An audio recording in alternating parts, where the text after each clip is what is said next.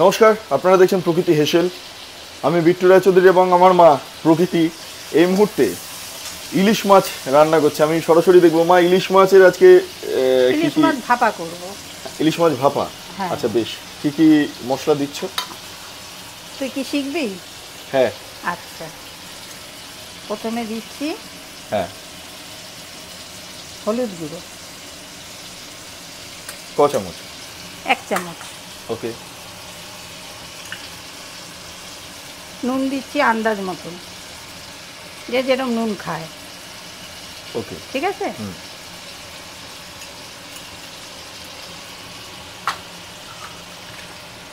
এবার দিচ্ছি সর্ষে বাটা।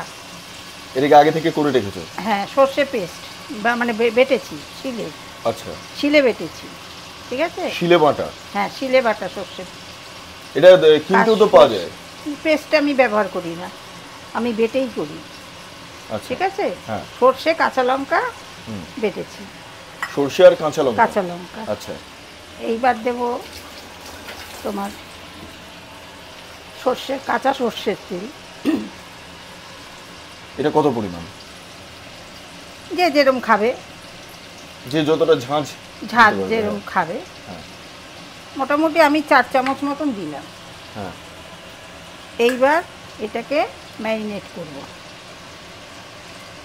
ভালো করে মাখিয়ে নিতে হবে। মাখিয়ে নিচ্ছি। এটা কি এরকম কোনো ব্যাপার আছে যে দীর্ঘক্ষণ মাখিয়ে রেখে দিতে হবে? না না না। এইবার তো মনে হচ্ছে কাঁচাই খেয়ে নেওয়া যাবে। হ্যাঁ, ইলিশ মাছ তো কাঁচাই খায়, এটা তো কাঁচাই। আচ্ছা। এটা ভাপাবো আর কি। এইবার তোমার উপর থেকে কটা কাঁচা লঙ্কা চেরা, এটা ঝাঁঝের জন্য, ফ্লেভারটা নিয়ে নেবে। ফ্লেভারটা নেবে, যে যেরকম ঝাল খাবে। ঠিক আছে। এবার হয়ে গেল। এইবার এটা ঢাকা দেব, দিয়ে এবার এইটা ভাপিয়ে নেব। আচ্ছা, অনেকে কলা পাতায় ভাপায় বা এরকম আছে না? হ্যাঁ, কলা পাতায়, কচু পাতায়। হ্যাঁ। এবার এটা আমি ভাপিয়ে নেব। ভাপানোর পর আবার ফিরে আসব, এসে আবার তোকে দেখাবো। ঠিক আছে। তোকে দেখাবো, দর্শকদের দেখাবো। ঠিক আছে। বেশ বেশ। তো এই হলো আপাতত ইলিশ ভাপার প্রথম যেই প্রস্তুতি, সেই প্রস্তুতিটা। আচ্ছা, এইটা ভাপিয়ে রাখবে কোথায়? মানে এটা যে ভাপাবে, কিরকম ভাবে ভাপাবে? এটা জলের মধ্যে জল গরম করব, করে অল্প জল দিয়ে উপরে একটা ঢাকনা দিয়ে তারপরে এইটা 30 মিনিট মতন আমি ভাপাবো। 30 মিনিট ভাপাবে? হ্যাঁ। তাহলেই রেডি হয়ে যাবে ইলিশ ভাপা? তাহলেই রেডি হয়ে যাবে। তুমি ছোটবেলা থেকে তো ইলিশ ভাপা মানে এটা শিখেছো কার থেকে? এটা আমার মা থেকে শিখেছি। হ্যাঁ। মা দিদিমারা করতো। হ্যাঁ। এই দেখে দেখে শিখেছি। আচ্ছা, কি হলো রান্না? রূপলি শস্য রান্না হয়ে গেল। কিরকম দেখি একটু? এইবার এই যে তোর জন্য খাবার বেড়েছি। হ্যাঁ। এই কচু শাক, কচু শাক, এটা জলপাইয়ের চাটনি। আচ্ছা। এটা উচ্ছে চচ্চড়ি। আচ্ছা। আর এটা ইলিশ মাছ ভাপা। হ্যাঁ। আর পেঁপে সিদ্ধ। আচ্ছা, এই হচ্ছে আজকের মেনু। দেখি তাহলে টেস্ট করে দেখি। হ্যাঁ, একদম। খাওয়াতে বেশি পরিমাণ ঝুঁকে পড়েছিলাম, সেই কারণের জন্য আমি এই ইলিশের শুরুতে আমি কিছুটা মুখে নিয়ে নিয়েছি, আমি বুঝতে পারিনি।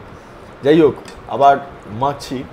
এটা হচ্ছে ইলিশ ভাপা, একদম পুরোপুরি বাঙালদের খাঁটি বাঙাল রান্না বলা হয়। আমি এর টেস্ট করব। প্রচণ্ড ঝাঁজ, আমি যতটুকু করলাম। অথেন্টিক বাঙালি খাবার আমি বললাম। এই একটা ইলিশ মাছ রেস্তোরাঁয় খেতে যাবেন, নাম করা রেস্তোরাঁয়, সেখানে মোটামুটি 800-900 টাকা, আর টোটাল প্লেট মিলিয়ে 1000 টাকার মতো খরচা আছে। যদিও এই ঘরের মতো স্বাদ সে যতই শেফ দিয়ে করা হোক না কেন, মায়ের হাতে রান্না এবং এই ঘরের স্বাদ, যারা ছেলেবেলা থেকে মা ঠাকুমা দিদিমার হাতে এই রান্নাটা, একদম শস্য বাটার ঝাঁঝটা যারা খেয়েছেন তারা জানেন আমি কোন স্বাদের কথা বলছি। স্বাদ একটা ম্যাটার করে। যাই হোক মা, অসাধারণ করেছো, থ্যাংক ইউ। মানে আমরা পুজো শেষ লগ্নে এসে আমরা ইলিশ খাচ্ছি। সামগ্রিকভাবে আমার রান্নাটা বেশ ভালো লেগেছে। আপনারাও এই একই পদ্ধতিতে রান্না করুন। যারা যারা জানেন তো অবশ্যই, এবং যারা জানেন না, যারা এখনো পর্যন্ত রেস্তোরাঁয় গিয়ে এই ইলিশ মাছ খাচ্ছেন, তাদের বলবো বাড়িতে সংশ্লিষ্ট যে পদ্ধতিটা মা দেখিয়েছে, তো সেই পদ্ধতিতে আপনারা রান্না করুন, ডেফিনেটলি আপনাদের ভালো লাগবে। আপনারা দেখছিলেন প্রকৃতি হেঁসেল। আপনারা চ্যানেলটি ভালো লাগলে লাইক করুন, সাবস্ক্রাইব করুন, শেয়ার করুন, বেল আইকন ক্লিক করুন। আর বেশি বেশি করে এই সমস্ত খাবার দেখার জন্য বা আপনাদের কোনো যদি কোনো সিলেক্টিভ রান্না থাকে যে এই রান্নাটা করুন, অমুক রান্না করুন, আপনারা অবশ্যই কমেন্ট বক্সে জানান, সেই মতো করে মা রান্না করবেন, তাই তো মা? একদম একদম একদম, ব্যাস। অসংখ্য ধন্যবাদ বন্ধুরা, সঙ্গে থাকুন, আরও পরবর্তী অন্যান্য রেসিপি নিয়ে আপনাদের সামনে হাজির হচ্ছে।